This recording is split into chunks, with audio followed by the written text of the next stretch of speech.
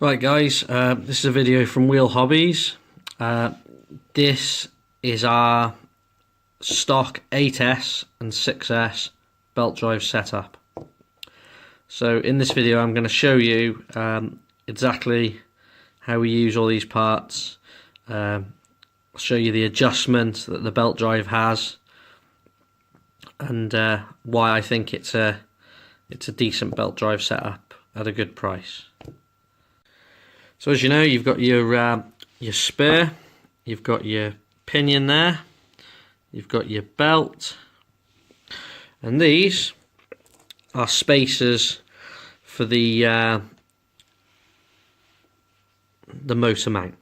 Now, what I like about these is the first lot, you wind straight into there, they come nice and snug there.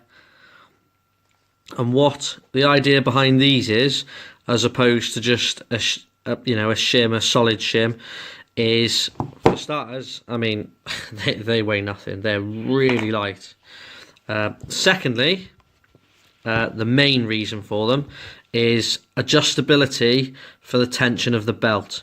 These are absolutely perfect for the adjustment for the tension on the belt. You'll have to bear with me. I'm trying to hold my phone here at the same time. Now, after trial fitting it all and setting the tension, winding two of those spacers in like that threads back down all the way to there. That is the exact, pretty well the exact tension for our belt drive system. So two of them on each corner, they're nice and solid. Nice solid fixing point to screw to for your chassis. So, but the beauty of these is obviously you've still got your slidability. So when you've got all four of them in, you can still slide your motor back into to get more tension on your pulley, on your pinion even, sorry. So I'll just quickly whack all four of those in. So there you have the motor with all of its leg extensions. So obviously you remove the pins, the stock pins, like you would installing any Mod 1.5 or belt drive setup. Fit these. Really simple to fit. Just take your 7mm driver and wind them in. So the other part that I like about these is you can make adjustment. So I'm trying to do this whilst holding my phone at the same time, so you've got to bear with me a second, guys. So take your driver, you can undo that.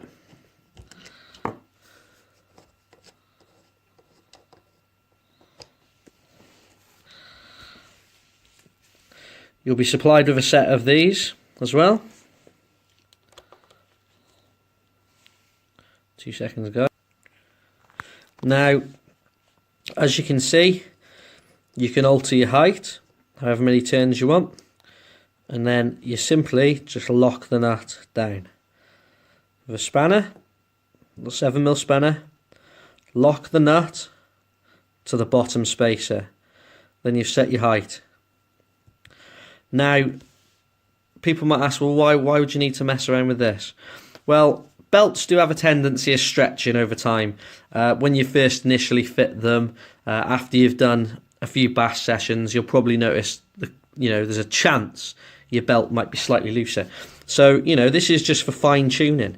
You don't have to use this because I've already measured this all up, and for this particular belt, you can just run the two of those together. There, that's completely locked into that one there.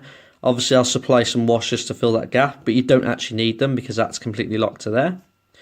And that will work with all the stock belt drive system.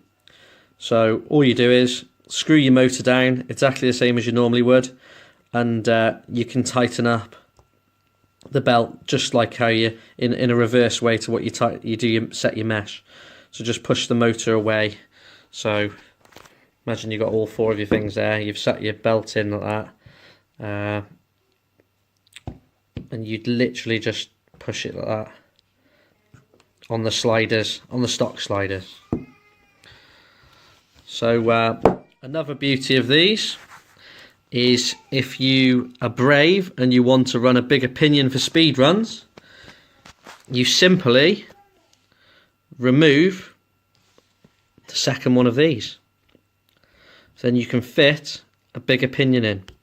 So even if you were to upgrade your motor and upgrade your motor mount, you could still use the existing belt, what's currently on there, and the existing spur pulley. You know, you could just do away with these, and obviously you've got your motor mount.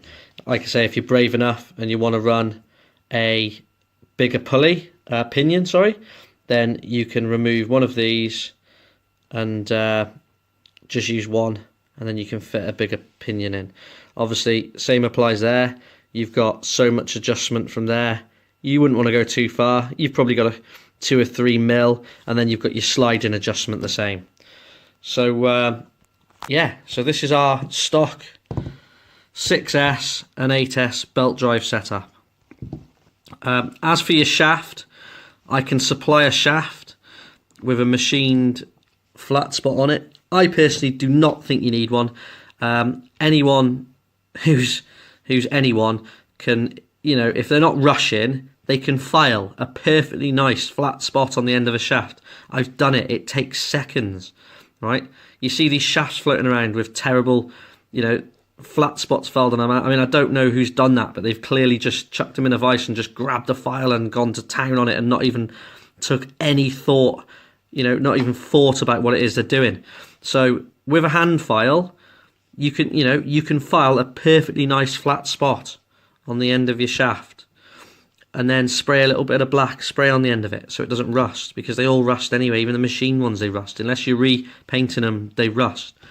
So yeah, this is my setup. Hope you like it, guys. Cheers for watching. Bye bye.